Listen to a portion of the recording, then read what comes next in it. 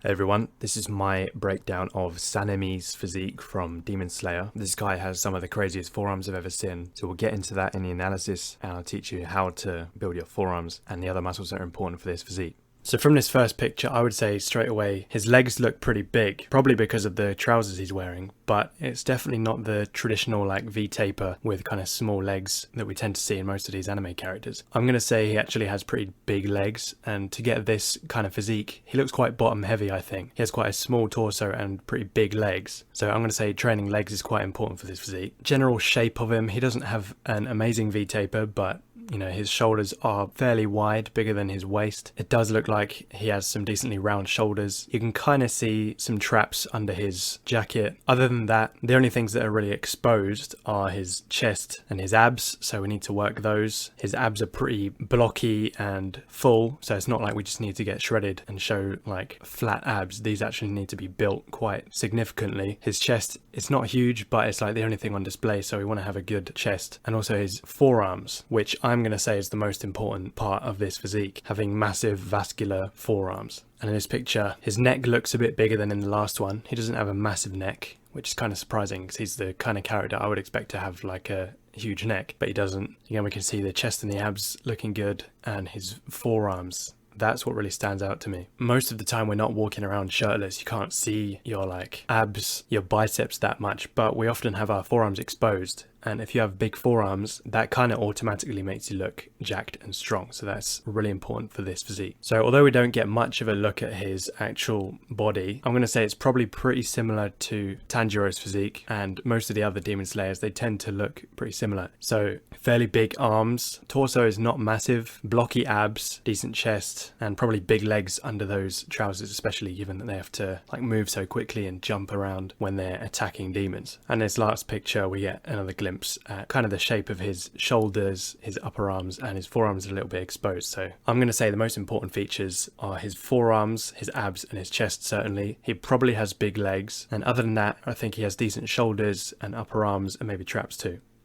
So here is the program that I've made to build the muscles important for this physique. Since legs are quite important, we're going to start every day with the leg exercises. So on Monday, start with squats, and depending on how important legs are to you, you can do either 3 sets or 4 sets of 6 to 8 reps. So choose a weight that you can do 6 to 8 reps with across 3 to 4 sets, and once you've got 8 reps in all of the sets that you do, then you can put the weight up a bit because you've pretty much mastered that weight and it's going to be too easy for you, so you need to make it a bit harder. So that will cover quads and glutes. Next we'll do Romanian deadlifts, which is great for hamstrings, glutes too, and make sure you don't use straps for these because we're going to be indirectly working the forearms with a lot of these movements, since forearms are a priority for this physique. After that, bench press for your chest, and then barbell row. Again, don't use straps. Focus on squeezing the bar really hard to engage your forearms, and then skull crushers for your triceps. After that, reverse grip barbell or easy bar curls. This is going to target the brachioradialis on the top of your forearm. And then after that, a long lever plank or a weighted plank. If you have some plates to put on your back and you can set that up, ideally you have a partner, put the plates on your back, or you could use a weight vest. That would be ideal. That's going to hit your abs. Then on Tuesday you rest, and then on Wednesday we can do squats again, and with a bit of a higher rep range this time, so slightly lighter weight. After that is chest flies with either dumbbells or cable or machine. My favorite is the cable machine. And then pull-ups. This is another one where we can focus on squeezing the bar to work our forearms, and if you do these weighted, that's even better. And then dumbbell overhead press for your front delts. They're not that important for this physique, so I haven't got a lot of front delt stuff in here, but I didn't want to completely leave out vertical pressing from this program, so we have got an overhead press in here. And then triceps push downs for your triceps, lateral raise supersetted with bent over lateral raise using dumbbells for your side delts and your rear delts, and then finger curl, which is where you let the bar or the dumbbells roll down to the tip of your fingers, and then you kind of close your hand into a fist and let the bar like roll back up into your palm, and that's going to be working like the underside of your forearm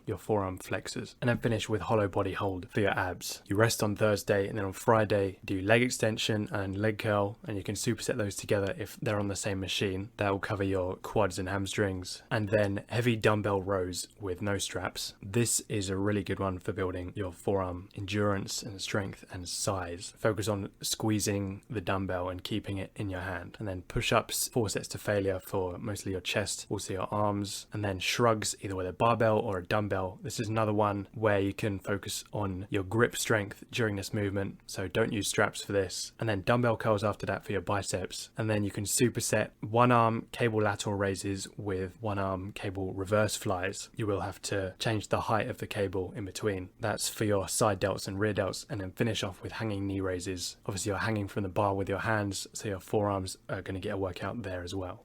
So I've also translated this program into bodyweight version as best I can. It's pretty hard to train side delts with just bodyweight. So if you do have a pair of dumbbells or like fill a milk carton with water or something, you can do lateral raises with those if side delts are important to you, but they're not that important for this physique. The main focus is like forearms, abs, chest and legs. So this is pretty much the same program as the gym program, but it's just bodyweight exercises instead, which means you're going to have to do higher reps for most of these because they're just inherently easier, a lot of them. On Monday, we'll start with jump squats. These are much better than just regular bodyweight squats, and they will tire you out far more quickly. You'll really feel your legs and your glutes burning. After that, we can do some Nordic curls for the hamstrings, and then push-ups for your chest and inverted rows for your back and biceps, and also kind of your forearms. And you can superset these two together to save time if you need to. And then Sphinx push-ups or bodyweight triceps extensions. So Sphinx push-up is when you get into a push-up position, and instead of bringing your chest to the floor, you bring your elbows to the floor, like behind your wrists, and then you push your hand into the floor to bring your elbows back up, straighten your arms out again. So it's focusing on your triceps, and it might put a lot of strain on your elbows if you're not used to these. So you can also try bodyweight triceps extensions where your hands are on an elevated surface, and that allows you to have a bigger range of motion. And elevating your hands will make the movement easier, and you could start on your knees if you need to. After that, towel pull-ups or reverse grip ring curls. So this is replacing the reverse grip barbell or easy bar curls from the main program. So the focus is kind of biceps and the top of the forearm, the brachioradialis. So the towel pull-ups are much harder than regular pull-ups where you're holding onto a bar. They'll be much more challenging on your forearms, and they're obviously also going to hit your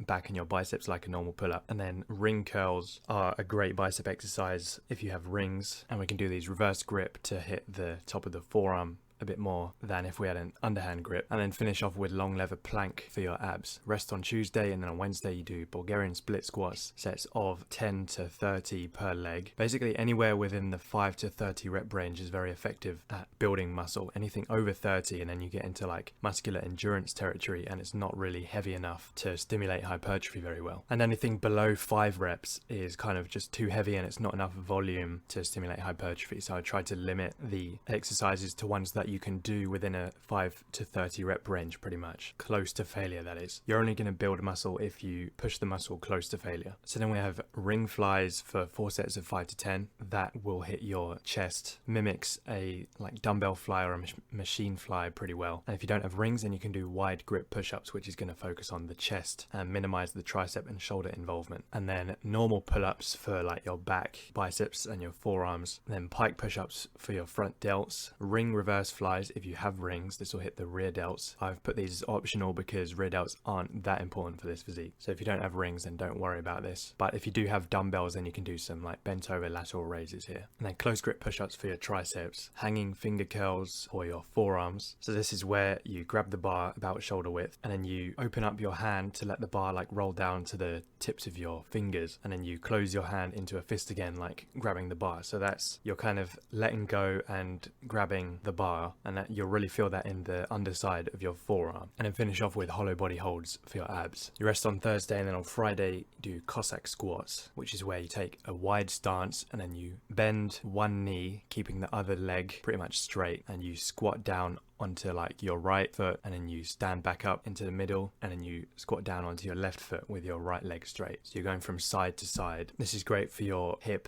adductors and abductors and your quads, glutes, and even your hamstrings, because basically all of those muscles are involved in this quite complex movement. Then inverted rows and push-ups, both to failure. You can superset these two together again. And then ring curls or chin-ups. So this is replacing the dumbbell curls, so we want to focus on the biceps here. And then ring reverse flies again. If you have rings, you can do those for the rear delts, and if not, don't worry about it. And finish off with hanging knee raises, 3 sets to failure. And I usually find that failure comes when my forearms can't hold on to the bar anymore. So this is a great forearm exercise. It's basically a dead hang, but you're also doing some ab exercises.